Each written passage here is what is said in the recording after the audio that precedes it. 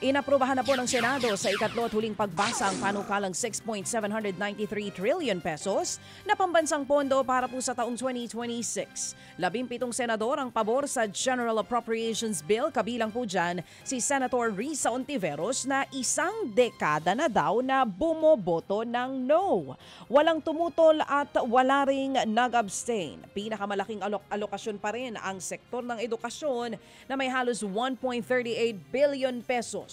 Kaya kung maipapasa ito na raw ang pinakamalaking budget para sa edukasyon na naitala. Kabilang po sa dinagdagan ay ang pondo para sa mga bagong silid-aralan, feeding program at para sa mga state universities and colleges. Muli namang iginit ng Senado na i-live stream ang bicameral conference o ang pag-iisa ng bersyon ng Senado at Kamara sa national budget. Sa kabila po ito ng bali-balitang may tutol at hindi daw ito o may tutol daw po sa panig ng Kamara. Nag-adjust naman ang schedule ng Senado at Kamara para bigyan daan ang pagpasa sa 2026 national budget. Imbis sa December 20, iniurong po sa December 23 ang adjournment o pagtatapos ng sesyon. December 22 naman ang target maratapikahan ang BICAM-approved budget bago po yan pirmahan ng Pangulong Marcos Jr. Nasa Pilipinas pa rin daw si Senator Ronald Bato de la Rosa sa gitna po yan ng umano'y ICC arrest warrant laban sa senador. Giit ng kanyang abogado, dapat malaman muna ni Bato ang proseso bago ito magpaaresto.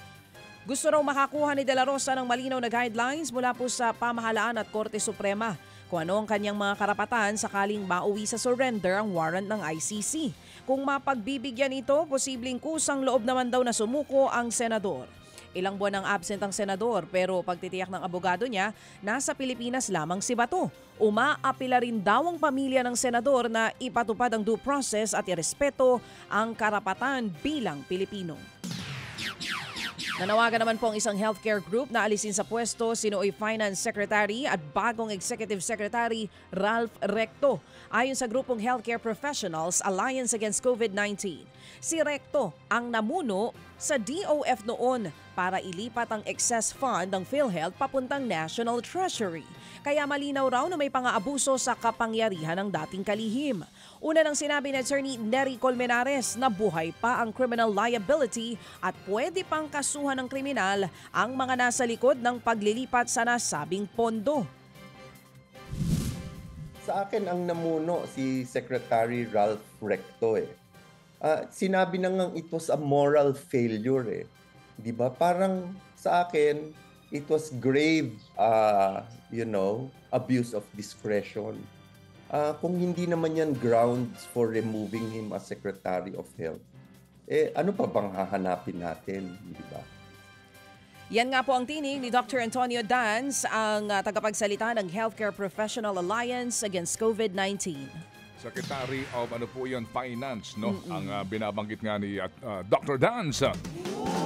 Ilang pang balita. Samantala, umarangkada naman kahapon ang 3 araw na tigil pasada ng grupong Manibela.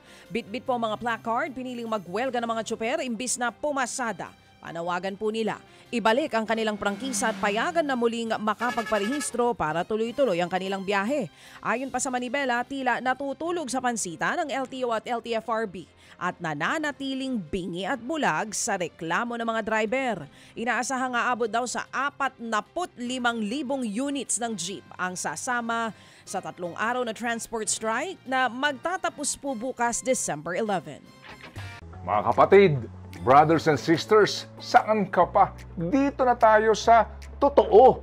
Dito na tayo sa True FM. Mga kapatid, mag-subscribe and follow po kayo sa social media accounts ng True Network PH. Yan po kami, hanapin nyo lang True Network PH, Facebook, Instagram, YouTube, TikTok, and podcast. Mapa Apple or Spotify man yan, mahahanap nyo kami. Lahat ng mga napapanood at napapakinggan nyo po sa programa, nasa social media accounts namin yan. So paano mga kapatid? See you sa social media!